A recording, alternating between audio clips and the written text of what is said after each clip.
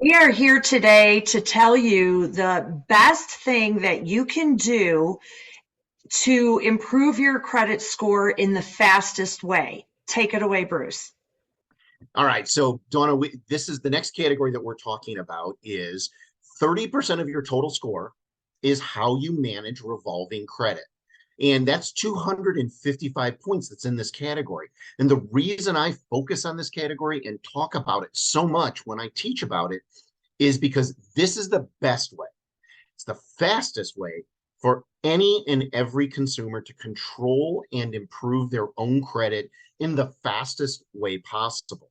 In fact, I tell people you are 100% in control of this category. So if you don't get all 255 of these points, it's because you've chosen to do something wrong.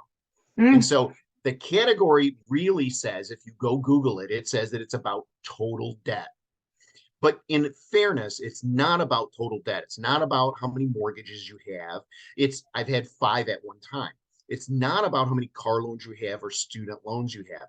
It's about credit card debt. And more importantly, it's not about the total amount of your credit card debt.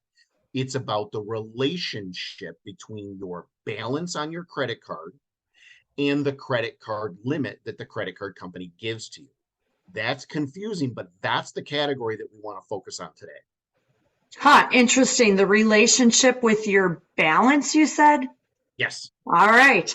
So if we're gonna say I want to hurry up and get my credit score up because I want to buy a house this year, and are there any particular rules or guidelines that need to be followed to do this?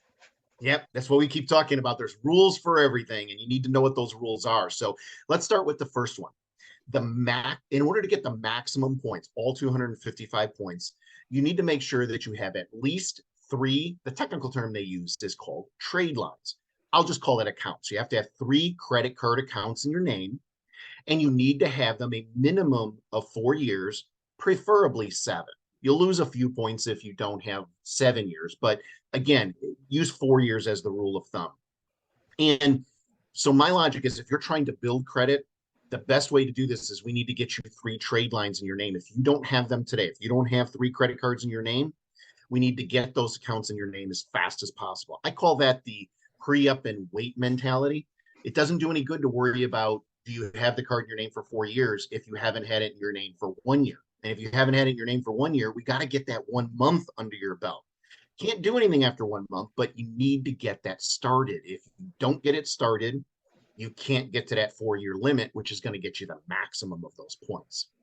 And then the last thing that I want to make sure that we talk about in this category, and we're going to talk about it in great detail in future episodes because it's so important, and that is that you need to keep the limit that your credit card balance is, and I like to say how much you charge on that credit card, to 20% of the available credit limit.